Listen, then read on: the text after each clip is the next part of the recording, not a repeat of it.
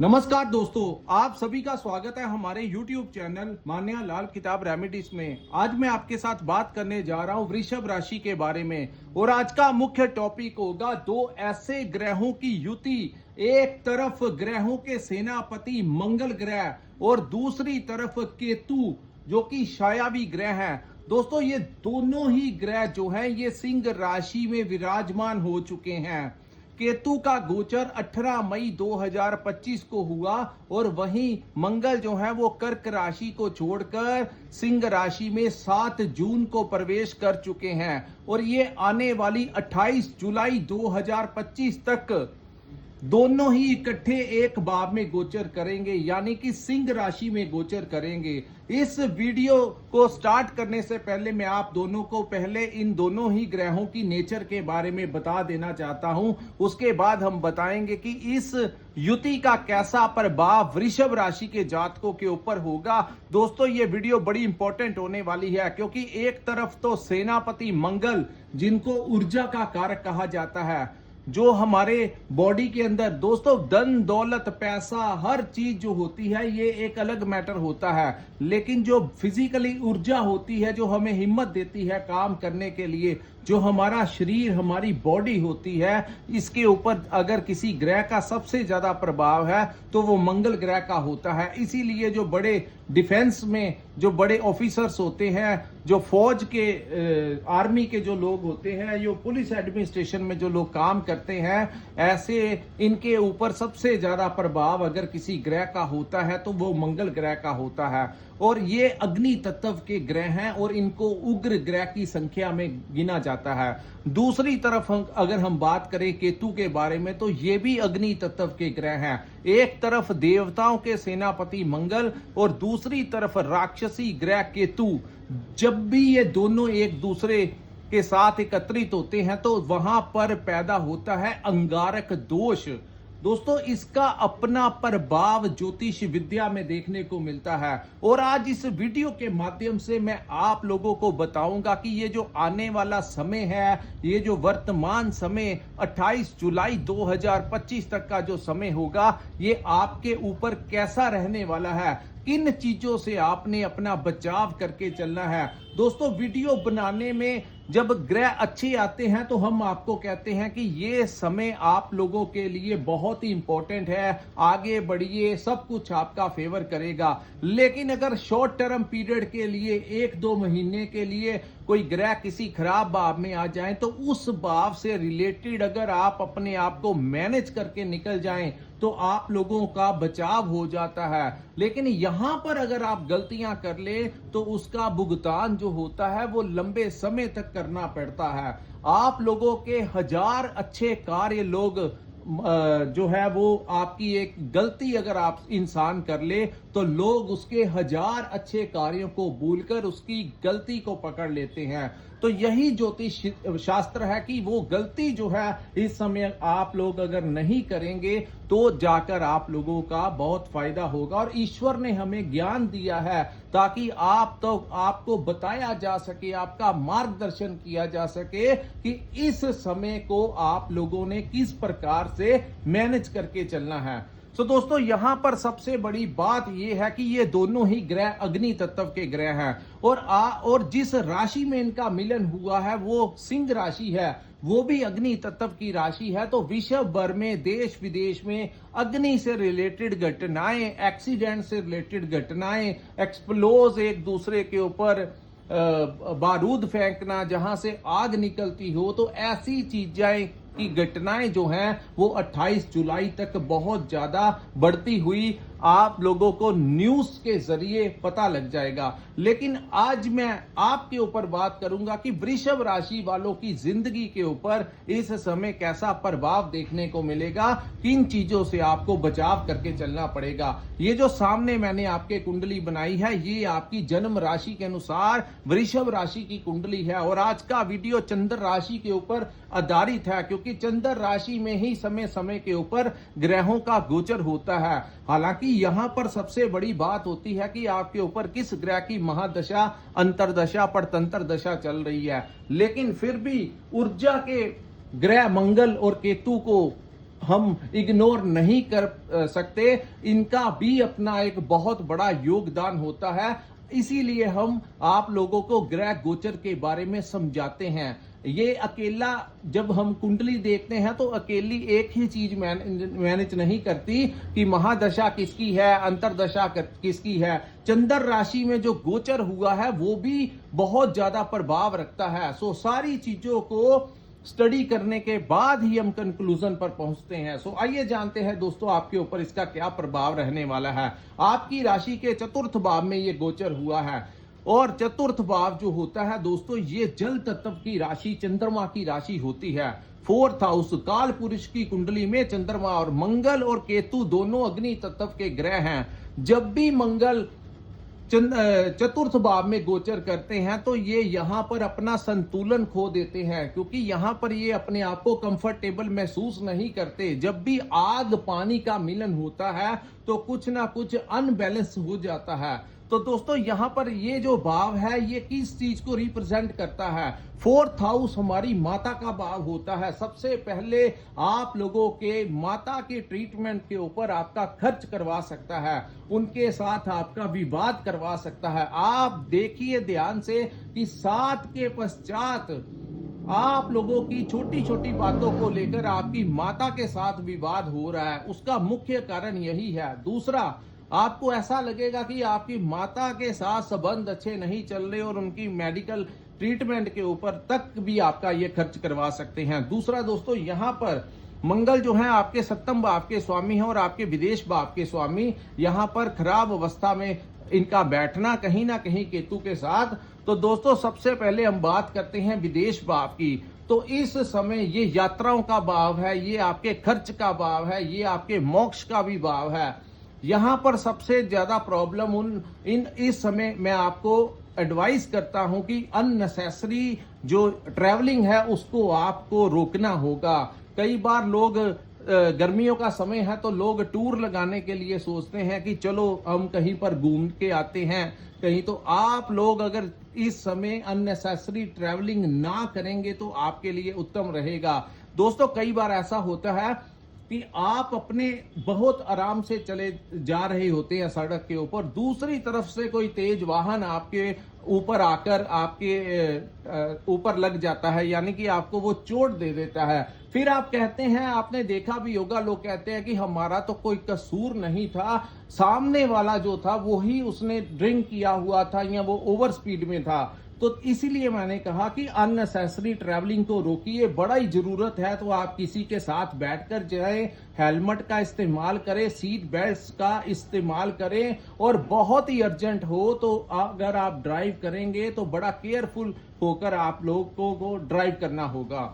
दूसरा, व्यर्थ की भागदौड़ में आपका पैसा खर्च हो सकता है, यानी कि ट्रैवलिंग के जरिए व्यर्थ के आपके खर्चे, आपको ऐसा लगेगा कि आपके बिना बात के ऊपर आपके खर्चे जो हैं वो बढ़ रहे हैं और सेविंग के मामले में कुछ ना कुछ समस्याएं आ रही हैं।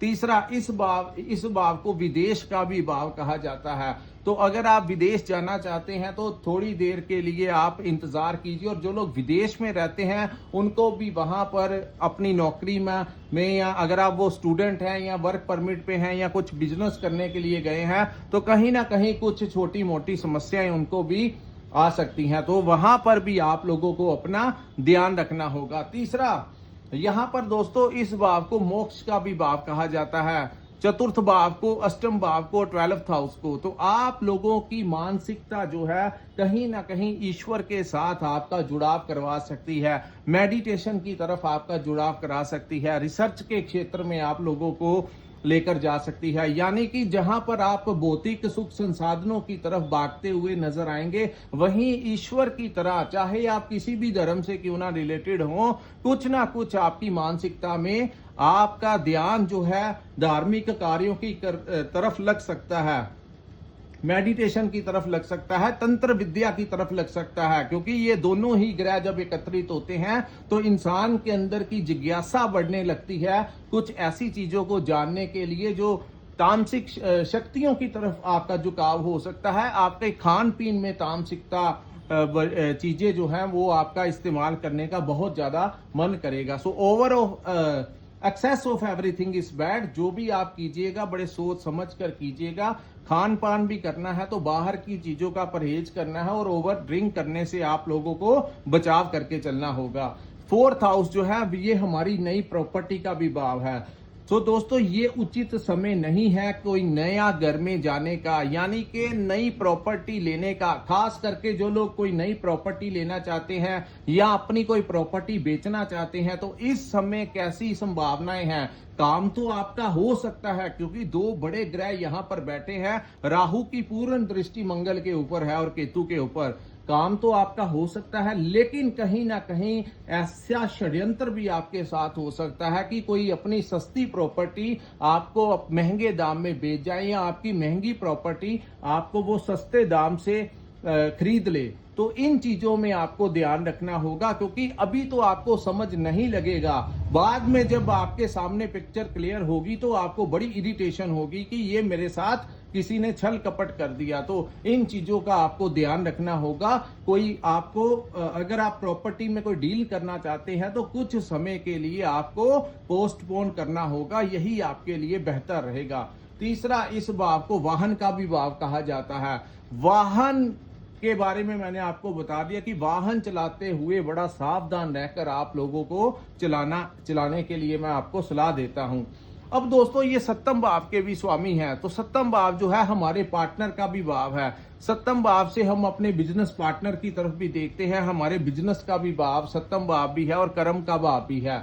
तो ये दोनों भाव जो है हमारे व्यापार के भी भाव है। यहां से हमारी आप लोगों को बिजनेस में इस समय कुछ मिला जुला सा ही असर देखने को मिलेगा। दूसरा, इस समय आप लोगों को अपने बिजनेस पार्टनर के साथ किसी ना किसी बात को लेकर विवाद की स्थितियां पैदा हो सकती हैं। सप्तम भाव व्यापार का भाव है, तो किसी प्रकार किसी के कहने पे लालच में आकर कोई बड़ी इन्वेस्टमेंट शेयर मार्केट में या किसी ऐसी जगह पर ना कर दीजिए जहां पे आपको सडनली कोई दिक्कत आपको आ जाए। सो किसी अन्य के कहने के ऊपर कुछ नहीं करना है क्योंकि अन्य जो है वो आपका पार्टनर है, चाहे वो आपका थिंकिंग पार्टनर है, कोई आपको एडवाइस कर रहा है तो वो आपका सप्तम भाव से रिलेटेड है। तो उस किसी अन्य के कहने के ऊपर इस समय कोई पार्टनरशिप में काम नहीं करना है। अगर कोई पुरानी पार्टनरशिप चल रही है तो छोटी छोटी बातों को लेकर एग्रेसिव मत हो जाना। कहीं कुछ ऊंचा नीचा बोल देते हैं तो आपकी चलती हुई पार्टनरशिप में समस्याएं आ सकती हैं। तीसरा, इस भाव को हमारी लाइफ पार्टनर का भी भाव कहा जाता है, हमारी मैरिड लाइफ का भी भाव कहा जाता है। तो उनके साथ भी आपका विवाद हो सकता है। आपको ऐसा महसूस हो सकता है कि छोटी छोटी बातों को लेकर आपका जीवन साथी जो है वो आपको सपोर्ट नहीं करता है और आपका मन नहीं करेगा कि घर जो है वो आपको कई बार खाने को दौड़ेगा, तो आपका मन करेगा कि मैं बाहर ही टाइम जो है स्पेंड कर लेता। तो घर पे आकर ऐसे चेहरे देखने से आपको इरिटेशन होगी और आप लोगों को कुछ ना कुछ आपस में तनाव की स्थितियां भी आ सकती है। हो सकता है कि आपकी जीवन साथी का जो स्वभाव है उसमें थोड़ी उग्रता आ जाए। तो जैसे भी हो आप लोगों को बैलेंस में करके चलना होगा, अन्यथा चीजें जो है वो उग्र होकर आपका रिलेशन खराब करवा सकती हैं। खास करके अगर आपके ऊपर इस समय मंगल की अंतरदशा या महादशा चल रही है तो आप लोगों को बचाव करके चलना होगा। तीसरा दोस्तों, शनि के ऊपर मंगल की अष्टम दृष्टि है, तो लाभ जो है, लाभ के ऊपर यानी कि किसी भी प्रकार से, चाहे व्यापार में, नौकरी में, किसी भी लालच के अंदर कि मेरे को बहुत लाभ मिल जाएगा, मैं ऐसा काम कर लूं, या आपके सामने कोई ऐसी डील आती है जिसमें प्रॉफिट का मार्जिन बहुत ज्यादा है, तो उन चीजों को बड़ा सोच समझ कर करना। क्योंकि यहां पर दोस्तों कई बार, क्योंकि राहु जो है वो आपके कर्म भाव के ऊपर बैठा है और राहु की पूर्ण दृष्टि मंगल के ऊपर है। यहां पर राहु जो है वो हुक बाय क्रुक की नीतियों को अपनाता हुआ नजर आता है। यानी कि वृषभ राशि के जातक इस समय इतने एक्साइटेड हो जाएंगे अपने काम के प्रति कि हुक बाय क्रुक जैसा भी है लेकिन करना है। इस चीज को थोड़ा सा कंट्रोल करके चलना होगा। जो भी करना है जोश के साथ साथ होश भी रखना है, और ज्यादा लालच के चक्कर में आकर कोई ऐसी जगह पर इन्वेस्टमेंट मत कर देना जहां से आपको दिक्कत आ जाए। बात 28 जुलाई तक है, तो यहां तक आपको सावधान रहना है। उसके बाद सारा कुछ जो है वो ठीक होता हुआ नजर आएगा। फिलहाल ये समय जो है आप लोगों को बड़े धैर्य रखकर ही गुजारना होगा। सो दोस्तों, ये था वृषभ राशि के ऊपर मंगल और केतु के युति का जो कि अंगारक दोष बनता है, इसका कैसा प्रभाव आपके ऊपर रहेगा। अगर ये वीडियो आपको अच्छा लगा हो तो कृपया इस वीडियो को लाइक कीजिए, हमारे चैनल को सब्सक्राइब कीजिए, और नीचे कमेंट सेक्शन में कमेंट करके जरूर बताइए कि आपको ये वीडियो कैसा लगा। इस वीडियो को बनाना आपको डराना भयभीत करना नहीं है दोस्तों।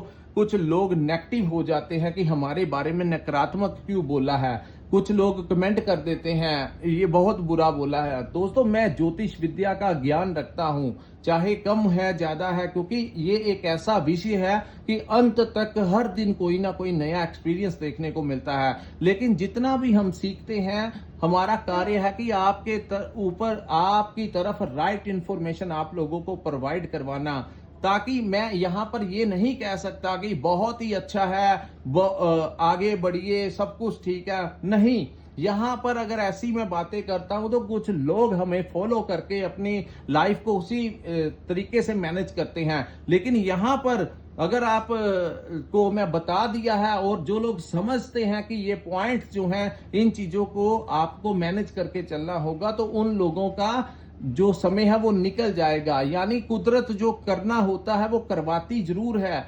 ज्योतिष से ये लाभ मिल जाता है कि जो पत्थर आपके ऊपर लगना होता है उसकी चोट सुई की नोक जितनी रह जाती है। यानी आपका 90 to 95% जो है वो आपका बचाव करवा देता है ज्योतिष शास्त्र। इसीलिए हम आप लोगों का मार्गदर्शन करते हैं। सो दोस्तों, इसी के साथ इस वीडियो को मैं विराम लगाता हूं। नमस्कार, जय माता दी।